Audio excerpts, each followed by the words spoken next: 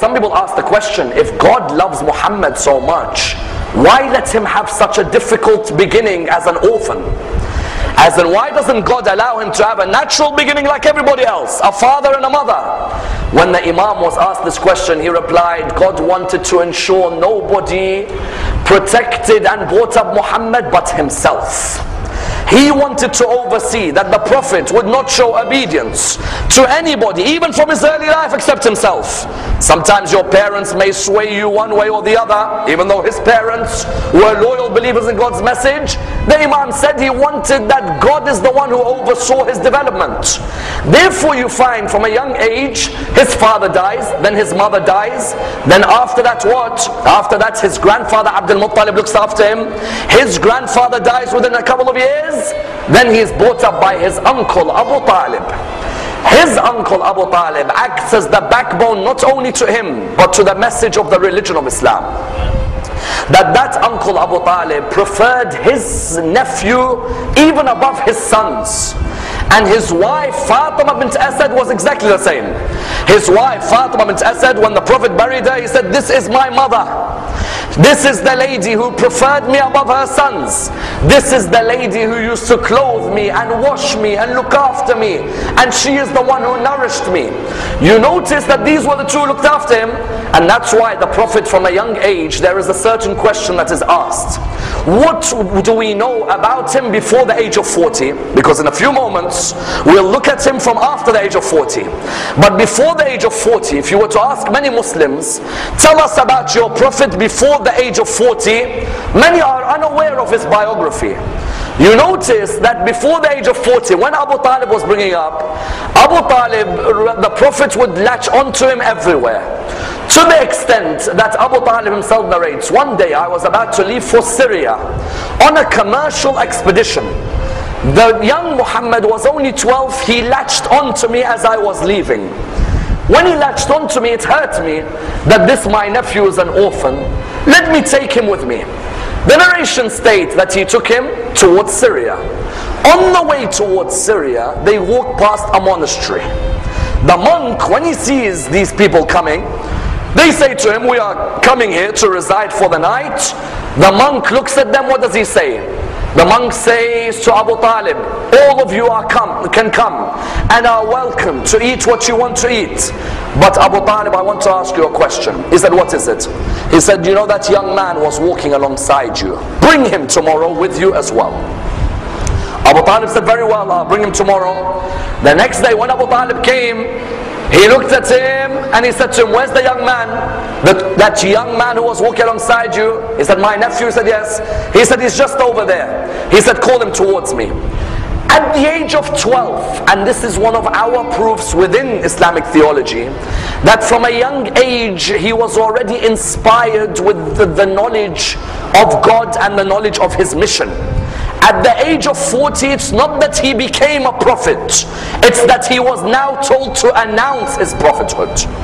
Before that he knew, because when that monk comes and he sees him, he says to him, in the name of Allah and Uzza. As soon as the Prophet heard this, he said to him, do not bring those names in front of me. Those are the most detested names to me. They were the idols of Quraysh. Then the monk said, I want to give you some sadaqah. He said, we do not accept sadaqah. Then he said to him, can I see the mark between your shoulders?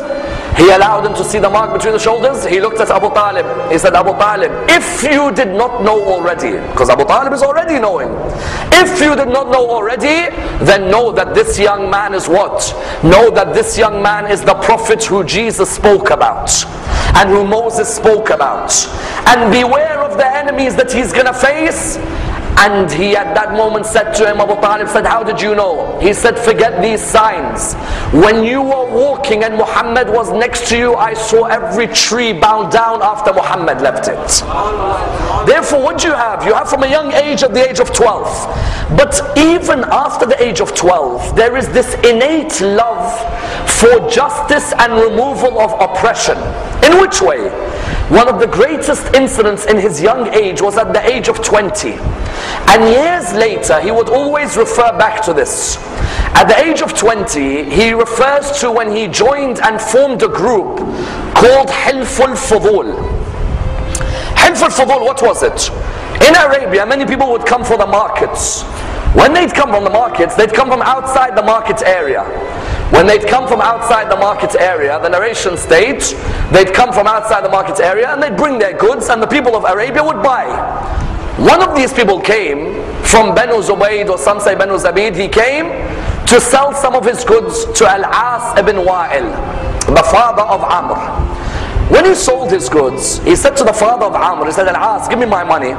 He replied back to him by saying, which money? He said, you've just taken my goods, I want my money back. He said, there's no money for you. And you're a stranger in our land, you're not going to get your money back.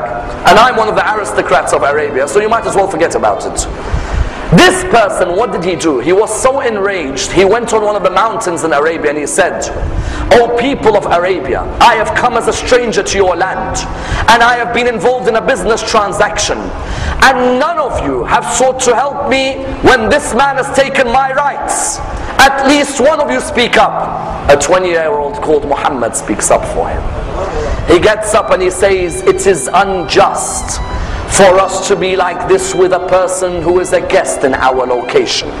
And secondly, in a business transaction, how can we be unjust when the goods have been sold?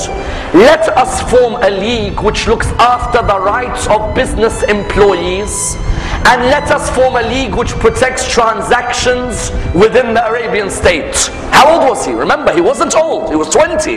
There is still no announcement of his prophethood.